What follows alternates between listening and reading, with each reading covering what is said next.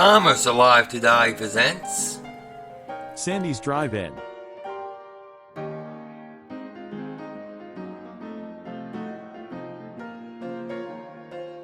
In 1956, Gus Brick Lundberg, Robert C. Wenger, Paul White and W. K. Davidson set out to start one of the first McDonald's franchises outside the McDonald brothers of Richard James McDonald and Maurice James McDonald, home state of California.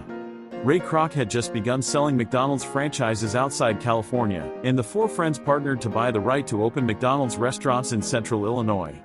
In June 1956, they opened their first restaurant in Urbana, Illinois, only the third McDonald's restaurant to open outside California. The Urbana, Illinois store proved popular with students, professionals, and young families at the University of Illinois. It did so well that the group decided to open additional stores in Decatur and Peoria, Illinois.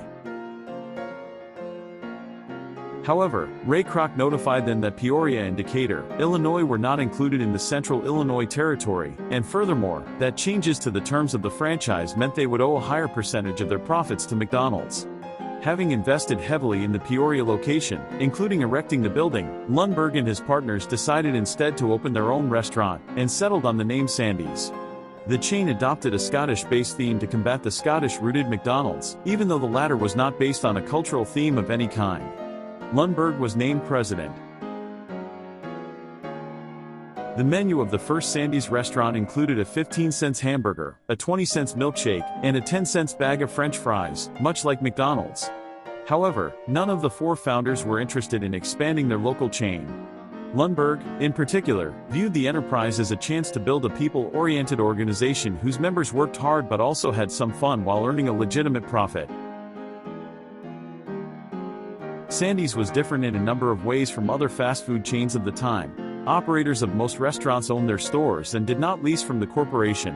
Operators were not required to buy supplies from the corporation, instead being permitted to shop around as long as the supplies met company standards. Lundberg visited every store periodically and became personally acquainted with every employee. Ray Kroc did not act indifferently. He filed an ongoing series of lawsuits which finally ended with an out-of-court settlement in 1965. Despite this distraction, Sandy's grew from 7 stores in Illinois in 1959 to 121 in 5 states in 1966. In 1961, insurance man Jack Lockery was so impressed with Lundberg and his business approach that he left a successful practice to join Sandy's, becoming president in 1967. Bill Shelley in his memoir Sense of Wonder reminisced about visits in the mid-1960s when in downtown Pittsburgh he made to a handy hamburger joint named Sandy's a McDonald's imitator for greasy cheeseburgers, mounds of salty fries, and massive sodas. In 2009 Shelley posted further comments on a Sandy's fan website. The Sandy's we went to was an inner-city variety, sandwiched between 2 other stores. It was small and if it had tables at all, these were circular with small diameters, like 18. The decor, as I recall, had a lot of orange and yellow, but my memory could be playing tricks on me. We'd buy 3 burgers and 2 orders of fries apiece, because the burgers weren't very big, and huge Cokes, and take all the food back to my dad's office downtown. By the end of the 1960s, Sandy's, though still successful, was short of cash, a major handicap with the pricey new television advertising being actively employed by its competitors. Meanwhile, the successful Hardee's chain in the southern U.S. founded by Wilbur Hardee had money and was looking to expand its operations. The solution was a merger. On November 30, 1971, a Hardee's purchase of all of Sandy's stock was announced, and Sandy's plaid berets were soon to be seen no more. Sandy's had expanded to Belgium and Canada before its dismantling. Originally, Sandy's was only to merge with Hardee's and maintain its own identity, but in 1973, 90% of the locations agreed to switch to Hardee's, the other 10% remained Sandy's. In 1979, the last Sandy's location in Muscatine, Iowa, became a Hardee's. Any remaining locations went under independent ownership and changed their names to avoid infringing on the Sandy's name. These locations included Sandy's in Great Falls, Montana until it closed in January 2009 after a break-in and declining profits, Sandy's in Billings, Montana, Andy's in Cincinnati, Ohio and Buc-ee's in Lawrence, Kansas and Winona, Minnesota until it closed down on December 14, 2007 and November 5, 1989 respectively.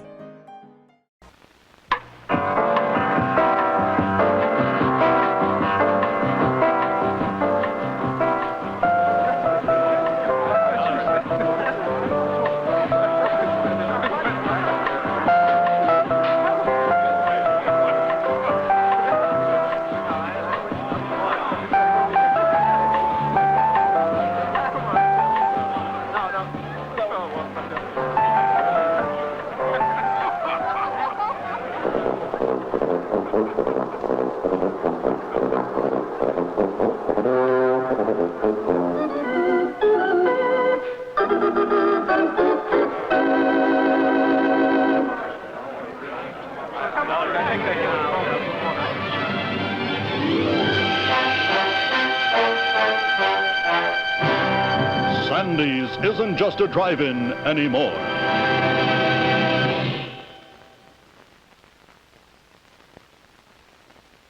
If you have any fond memories, please indicate it at the comments below. Thanks for watching, subscribe, and like.